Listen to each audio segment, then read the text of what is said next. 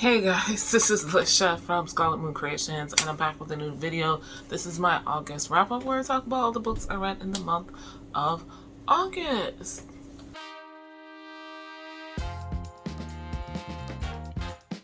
Now, I had originally already filmed the intro for this, but I realized that with HRCYED and the videos I'm going to be doing for it, I could fit all of the non-HRCYED and remix classic videos into one for the month of August, which is awesome, isn't it? Is it not? I think so. That being said, I'll let you know throughout this video where you can find others for more in-depth discussions about those, and maybe I'll link them in the description as well if I remember. It's either one or the other. It's either here or there for me, or there. Anyway, so let's get into past me giving you some details. Be a solid reading month. Before I get into anything, I didn't mention it in the July ones because I was rushing to kind of get these out, but I have decided to participate in HRCYED, the hardest reading challenge you will ever do. This was created by QWERTY on YouTube. I'll put a link in the description to their video. It's supposed to start July 7th because that's when her birthday is, and you need a whole year to do this. I'm not going to go into the details, but there are 25 prompts. That does not mean you're reading 25 books though, because like one prompt is read a book that starts with the letter of every letter and your full name, middle names included. So yes, or read a 500+ page book in a day. And read 5 books by author tubers. So things like that, yes. The hardest reading challenge you'll ever do, and you have a year to complete it. I am still debating. I haven't submitted any books. If I should include my July reads, they would probably count for things like the Rainbow Challenge or maybe the Queer Rainbow Challenge, maybe the Name or the A to Z Challenge, things like that. So I haven't looked into that yet, but so some books I'll mention for the next year will be included in that. That being said, let's talk about the first book I finished, which was Winter Lost by Patricia Briggs. This is the anticipated release for me this year. Unfortunately, it does not count for read a book every month. Read a book released that month because this came out in June. Otherwise, anyway. So this is the latest in the Mercy Thompson series. I cannot remember which number it is. 14, okay. And this is a paranormal romance series, adult. This series is a little lighter on the romance, but Mercy is our main character.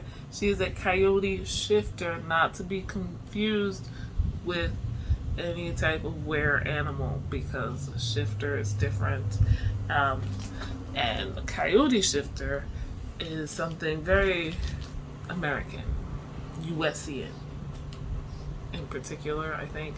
She's a VW bug mechanic and has a knack for getting her nose stuck into other supernatural beings' business. We're in the modern day United States, but it's a little different from ours because people know we're starting to learn that supernatural beings exist. Werewolves, other weird animals, fairies, vampires, and other things. And the fairies are not your little sprites. Not just your little sprites, I should say. But yeah, so and other beings that defy description or labels. And like I said, Mercy has a knack for getting her nose into business that might not necessarily be hers, or helping the helpless in these situations. And she doesn't do it on purpose. She's not nosy. She's just resilient and singular of her kind. I say that, and then talking about this book, what happens is that Mercy's brother shows up on her doorstep unable to speak or communicate, like, or understand people. And Mercy and her significant other, I'm not going to say because spoilers for the entire series. Mercy and her significant other go up north, further north than they already are, to this little town to find out what happened to him. Lo and behold, there is an item that was stolen from a being, and the only way to save her brother is to get that item back to said being, which we find out is a convoluted and complex situation. However, things turn out well in the end. That's all I can say.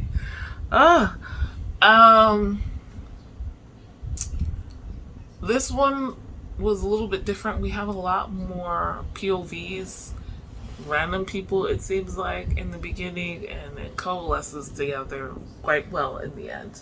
But Mercy can't be everywhere. She can't see everything and know everything, so I appreciate the other points of view, particularly her significant others. I think the other point of views bring a more full picture for us, the reader of the story. I think I gave this 4 stars. At first I was like, oh, maybe, because I'm not a huge fan of that whole multiple point of view where some of the points of view are just random people that you don't know. It makes me confused at first because I'm like questioning my mind. Did I forget who this character is? Or are they just brand new and we don't know who they are yet? Why are we in their point of view? On the other hand, after a while, I'm like, I don't care about these people. Once I realize it's not my brain, I'm not gaslighting myself, I don't care about these people. But in the end, I appreciated it with this book. Like I said, it brought a fuller picture. We got several new characters that I think will be popping up more and more now. And as always, I appreciate the mythology and folklore and how these beings are included in the story. It always feels very respectful and educational, and also really cool to see how they would exist in modern day United States when a lot of them are not originally from this country. But this is what it is. What did I give this? I did give it 4 stars. The next book I finished was not this whole chunker, but so I have something to hold up. I read Romeo and Juliet by William Shakespeare. Oh my goodness, I can't even pronounce his name right. It's fairly short. It's about 30 pages out of this whole chunker, which is a complete collection of William Shakespeare. And this, if you're wondering, was the Barnes & Noble special edition, like in the early 2000s, with the gold edges or whatever, that I have not taken a very good care of. But the audio was a full cast audio with Joseph Fiennes and David Tennant, which I didn't realize until the end of the audiobook when they were listing the names of the actors. This was audio theater. Y'all know what Romeo and Juliet is about. The reason I read this was for my own read-along, the Remix Classics read-along. This was the July bonus book, because the July book and the Remix Classics read-along was a remix of this. So not much to say. I have a whole reading blog about that, and the remix, which you can check out. Teach the Torches to Burn. This is by Caleb Rohrig, who I have never heard of or read any other book from, but I'm interested. So this remix classic is a remix of Romeo and Juliet. Again, check out the vlog for more details. So the next book I finished, I'm gonna try to do this in between construction sounds, hoping that they're on a lunch break right now. Role Playing by Kathy Yardley. So I actually got this from the Brooklyn Library rather than the New York Public Library. In New York City, we have 3 library systems, so I had to go all the way to Brooklyn to get this because the other 2 didn't have it. But I heard about this through several romance booktubers that I like and trust, and I heard about it during the Amazing Readathon, but it just didn't become available in time. But I'm so glad I read this because of the hype. It was really great. It wasn't 5 stars. I didn't enjoy it quite that much, but 4.5 stars I think I'm gonna give it. So this is a contemporary romance with 2 older adults, which I love. We have a 48-year-old woman and a 50-year-old man. Very cute, very sweet. Not what I usually read. And then our author is of Asian descent, so we got some of that. There's LGBTQIA plus wrapped in here. We have a bisexual, demisexual male main character, which I have yet to come across, so I appreciate that. Hey guys, this is Editing Lashette, and I've come to let you know that after recording this, and obviously after reading that book in later months, I decided that it would fit for the prompt to read 5 recommendations from 5 small booktubers. So that's why, if you want to hear the details and see the rest of these clips, then please do go and watch that vlog. That is one of the HRCYED vlogs, yes. So, I'll see you there. Okay, so the next book I finished was a comic that I read digitally. Something is Killing the Children, Volume 5.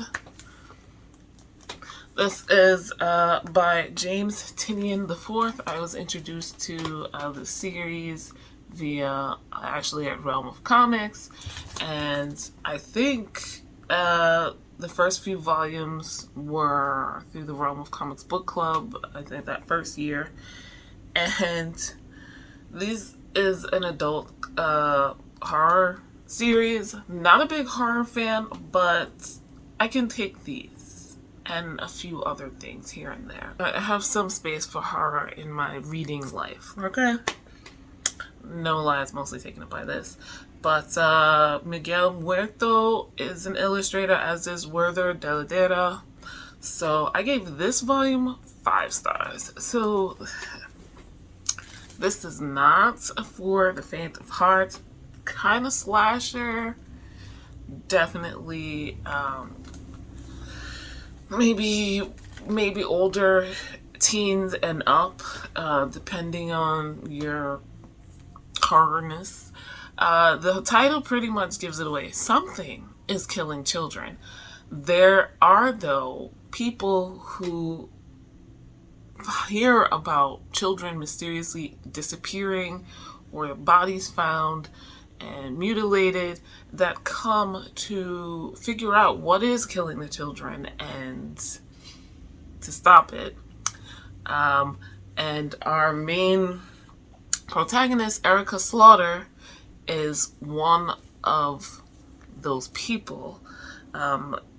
We find out more and more about her and who she works for and why she does what she does over the course of the series, in the background of whatever it is that is killing children. It mostly takes place in the United States. This volume is issues 21 through 25, and I usually read these now on Hoopla. We start out with the children of Archer's Peak going missing and Erica showing up out of the blue, a mysterious stranger who starts asking questions and doing things all suspiciously. So yeah, again, gory. It's we see these children being killed. We see their bodies mutilated afterwards, and there's also some torture, not necessarily of children. I think I still love the art style. It lends itself to like stillness but also quick movement, which personally I feel I don't always feel that various comic or graphic or manga styles do, but this does. There's a darkness to this, and yeah, like I said, I gave this volume 5 stars. I kind of took a break, and I'm so happy to be back at it. After the last volume, Erica's in a new place in life, a new situation, and it's like, well, how is that going to work? And they introduced this new character, Cutter, who is completely unhinged. Fits right into the story, though. So I really appreciate that, and I'm looking forward to see like how they clash, and also what's killing the children this time, to be perfectly honest. Okay. The next books I finished are volumes 1 and 2 of Boys Run the Riot. I read these digitally, actually via the Libby app, so you guys can check there. These are both by Keito Baku. This is part 1 and 2 of a 4 manga volume series that I've been interested in for a while. I don't remember who recommended it, but totally enjoyed it. These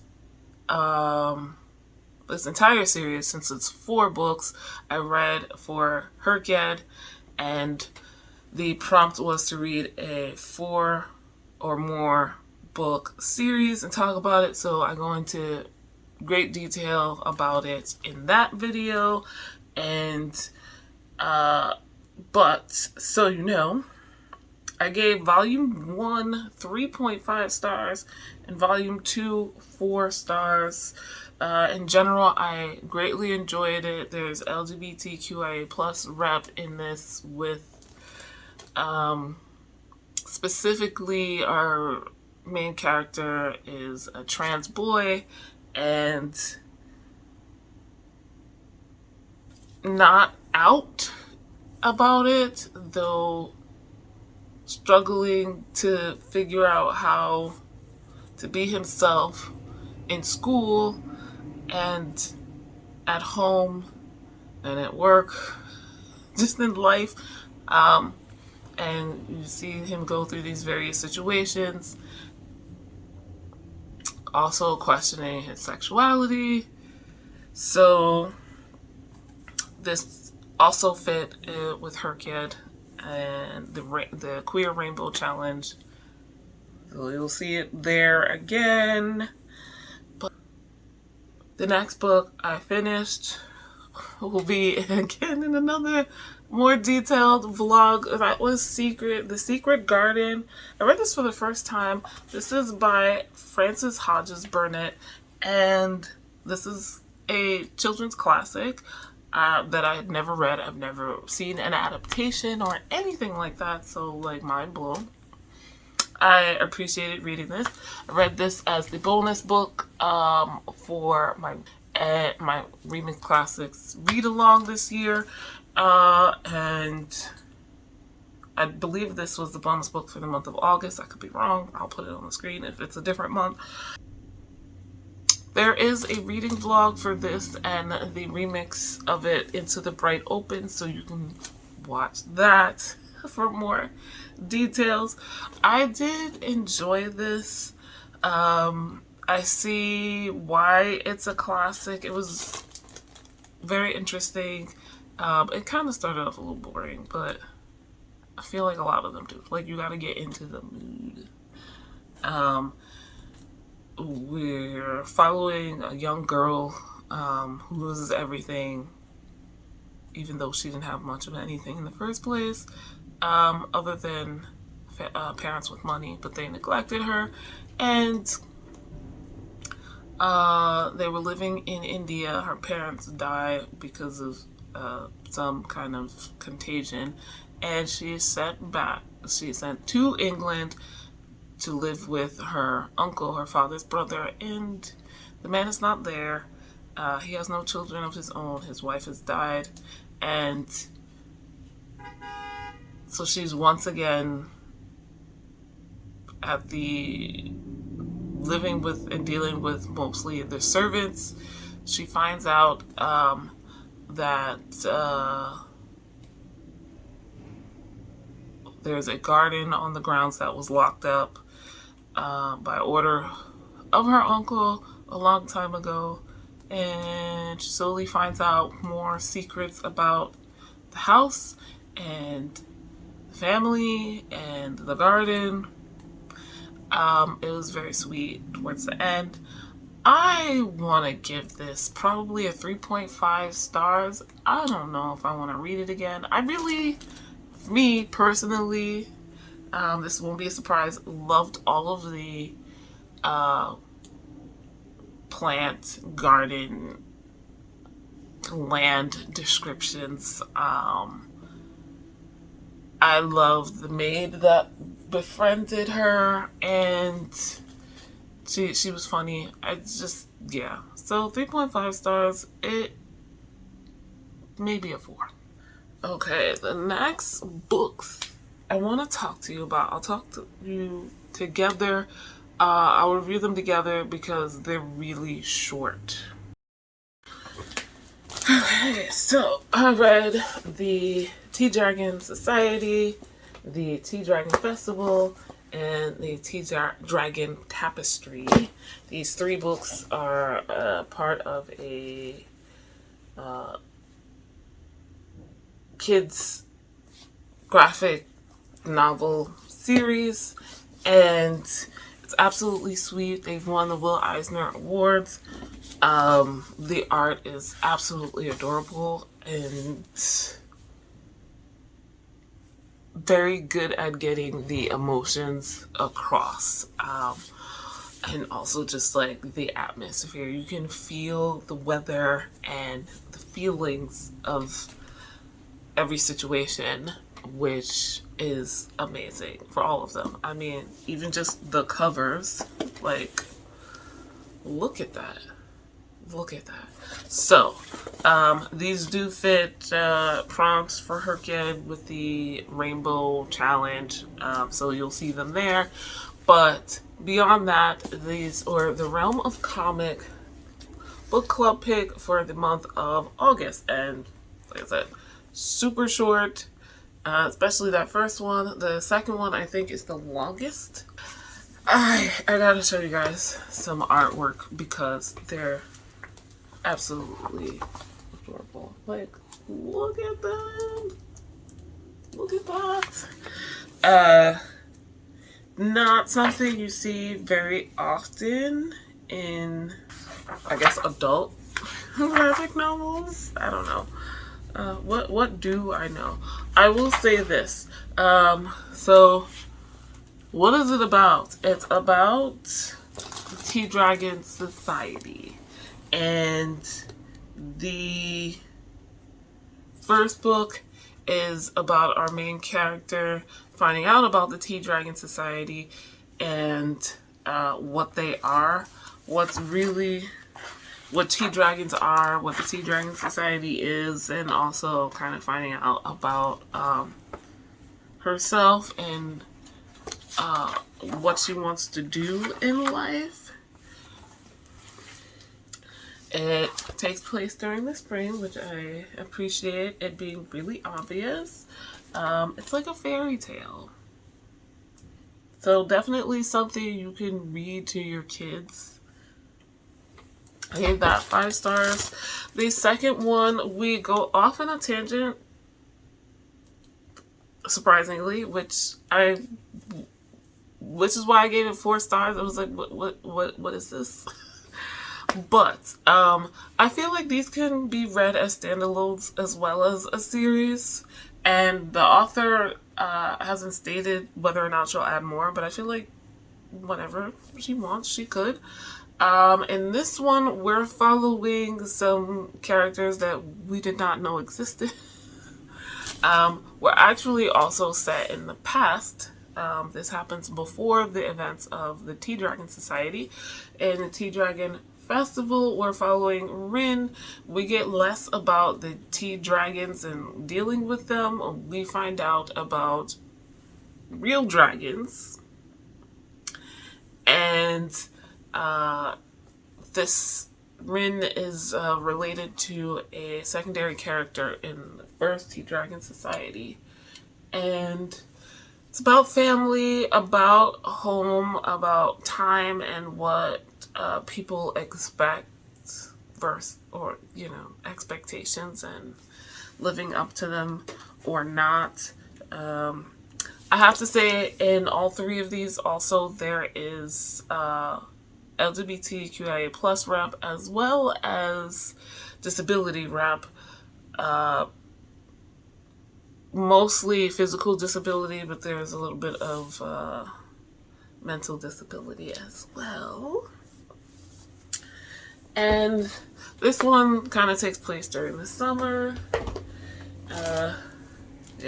So lastly, the Tea Dragon Tapestry obviously takes place during autumn or the fall. We're back with the characters from the first book and their tea dragons, the current Tea Dragon Society. We're dealing with the themes of grief, of various types, friendship, and again with being yourself while figuring out, your purpose or what you want to do with your life. And it's beautiful, absolutely beautiful. Let me show you something from here. This is one of my favorite panels with the stag. It's a artwork and I love it so much. So I gave this one 5 stars. I really like the way that one ended. A little bittersweet, but that's not a bad thing. The last book that I'll talk to you about is also fits a HRCYED prompt. That's the Blackbird Oracle by Deborah Harkness. This is book 8 in the All Souls series, which starts out with the discovery of witches trilogy.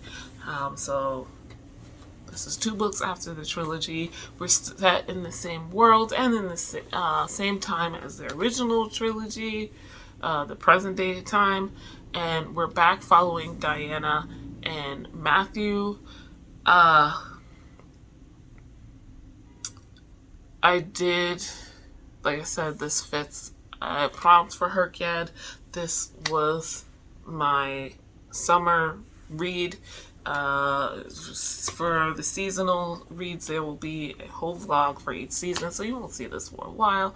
I will tell you, I rather enjoyed this. This was also in one of my monthly new releases to read for her kids, so an anticipated release for me. I was happy to get in time. With this, with A Discovery of Witches, we started way back in the beginning. Diana is a witch. She was born a witch, but she doesn't use her powers. Unfortunately, we'll start out with fortunately. You know, she has a robust and successful life as an Oxford, I think, researcher, and might soon be a professor. And while she's doing some research at the Bodleian Library, she requests a book, The Ashmole 782, which she gets a look at, and then because it's weird and she realizes there's some magic to it, she puts it back. It's a research library, so you can't take books out, but she sends it back. Little does she know that all of the other creatures in the world have now realized that the Ashmole 782, which has disappeared for hundreds of years and everyone's been looking for, has now shown up again. And so they're like, well, who got it? This woman, Diana. Creatures in this world, witches, vampires, and demons, or daemons. In the TV show, which is based off of The Discovery of Witches, they pronounce it demons, so I'm just gonna leave it at that. Enter one of the curious creatures, Matthew de Clermont, who is a vampire. And as soon as they meet, they start realizing they have a connection. So there's a romance happening there as well in the storyline. And we go from there as Diana is stalked and attacked and lured and manipulated in all kinds of ways to try to get this book. And she is learning more about her family, her parents in particular, her heritage as a witch, and some things that are going on with vampires and demons as well. So yeah, the story continues. Book 4, we went on a little bit of a tangent following Marcus, who is the son, a vampire son of Matthew, and his lifetime and into the present day. But now, like I said, we're back with Diana and Matthew, and yeah, I thoroughly enjoyed this. With this volume, we took a trip somewhere else. We didn't take a trip. We took a trip state, I think, or was it to Massachusetts? I forget. But you can find out more details about this book and my thoughts and everything in that seasonal reading vlog. I don't remember what I gave this. I didn't put it on Storygraph, definitely not Goodreads, so I'll put it on the screen here, but I thoroughly enjoyed it. If you're looking for a witchy book and you like this original trilogy, come check this out. So with that, guys, that is the last of the books I read in the month of August. Let me know what you thought. Links to everything I mentioned here down below. Like this video if you liked it. Subscribe if you're new. Hit the notification bell so you know when the next video is coming. Have you read any of these? What did you think of them? And guys, I will see you in the next video. Bye.